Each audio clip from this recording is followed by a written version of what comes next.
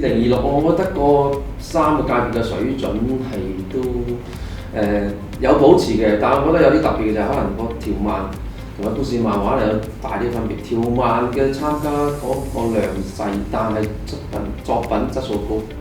但係故事漫畫咧個量保持，但係個質素好似比微有少少下降咗。我自己就特別中意一個大學生18歲嗰個，咁佢用一個幾唔香港漫畫嘅比較，全英文咁好有趣喎！你會睇到成個 graphic design 啦，除咗佢畫工之外，漫認為呢個比賽咧最大嘅特色咧，比我以往其他嘅比賽就係話佢能夠涵蓋到好多唔同嘅國家作品。咁呢個係其他比賽係見唔到嘅。咁我哋有嚟自內地嘅啦，有香港嘅啦，有澳門啦，有馬來西亞咧，有台灣啦。可能大家唔係睇好多條漫啦，可能好多嘅漫畫人變咗咧，佢對於條漫嗰種嘅文化或者嗰個題材咧，嗰個風格咧掌握唔到。好多時候佢哋直接係將世界漫畫或者係將普通嘅故事漫畫，將嗰個排版方式排成一條狀。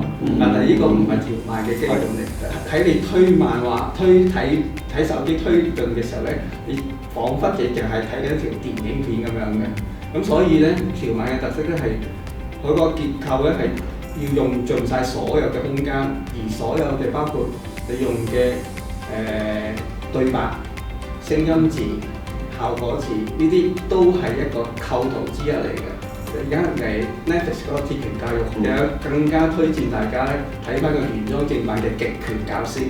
睇完咗之後咧，你完全就掌握到條漫嗰個文化，你都會掌握到咧嗰個條漫嗰個精髓喺邊度。我睇到唔係話好多嘅作品係好大量係使用 AI。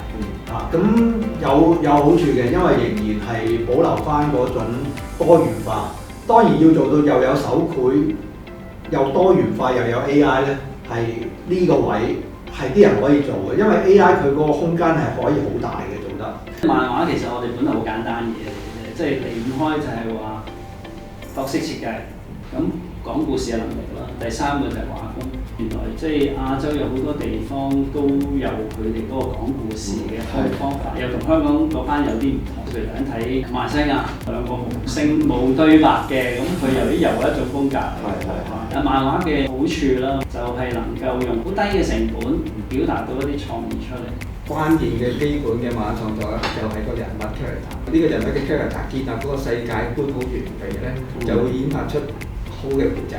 以前一拳超人嗰個作者係唔識畫畫嘅，已經佢喺網絡入面畫啲火柴人，咁啊紅咗之後咧，再揾個製作，揾一個專業嘅人製作，咁啊變成一個專業畫。而家啲學生嘅教育應該咧，幫你提倡翻呢個文字教育，因為又係中文，因為而家係差咗嘛，差咗就會創作力下降，就會差咗嘅真係。因為尤其如果我哋傳統文化啲國學咧，佢有冇補助嘅？創作唔會死嘅，因為我都話地球得翻兩個人都好啦。都要講古仔，你都要講古仔。你要講古仔，令到佢冇死，因為佢又講古仔，令到你冇死，因為互相都要支持大家。咁你要用咩嚟支持佢？你都係俾個盼望佢，俾個夢想佢，令到嗱你頂住唔好死，你死得啱得好過啦。人生最緊要就係冇債，有存在價值係嘛？